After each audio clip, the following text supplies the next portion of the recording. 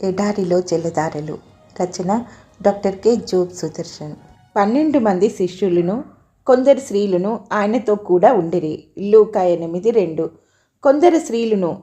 ఆ స్త్రీలది ఎంత భాగ్యం, వారిది ఎంత త్యాగం. తమ ఇల్లు వాకిలి పిల్లలను వదిలి ప్రభుతో ప్రయాణిస్తూ తమకు కలిగిన ఆస్తితో ఆయనకు శిష్య బృందానికి ఉపచారం చేస్తూ వచ్చారు. ప్రభు ఊరు వాడ పల్లెసీమలు పట్టణాలు విరామం లేకుండా సంచరిస్తూ దేవుని రాజ్య సువార్తను ప్రకటిస్తూ ఉన్నాడు.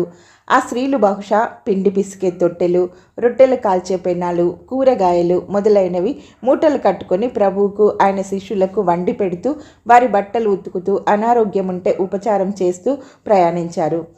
ప్రభు అద్భుత రీతిలో రొట్టెలు చేపలు సృష్టించి 5,000 మంది ఆకలి తీర్చాడు. నిజమే. అయితే తన శిష్య బృందం ఆకలి తీర్చుకోవడానికి సాధారణంగా ఆయన పాటించిన పద్ధతి అది కాదు. ఆయనను ప్రేమించిన, ఆయన ద్వారా మేలు పొందిన స్త్రీలు ఆయనను అనుసరించి వెళ్తూ ఆయనకు అన్నం వడ్డించారు. వారిని అలా చేయించింది వారిలోని కృతజ్ఞత భావమే.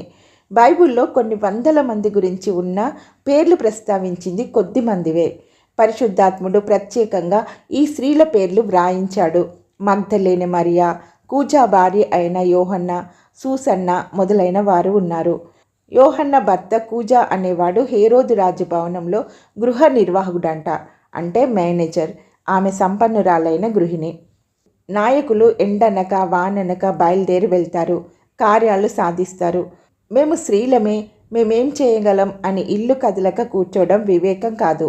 స్త్రీలు చేయగలిగిన పరిచర్యలు ఉన్నాయి. ఎన్నెన్నో చేస్తుంటారు, చూస్తుంటారు. కన్న వాటన్నిటినీ తిన్నదాకా ఊరుకోరు.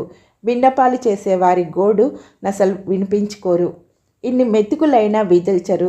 అన్నుల మిన్నలు కొందరు. గిన్నెడు చన్నీళ్ళు ప్రభు పేరున చిన్న సేవకునికిస్తే కన్నీరు తుడిస్తే, కన్నవారిని చిన్నవారిని ఆదరిస్తే ఎంత మేలు.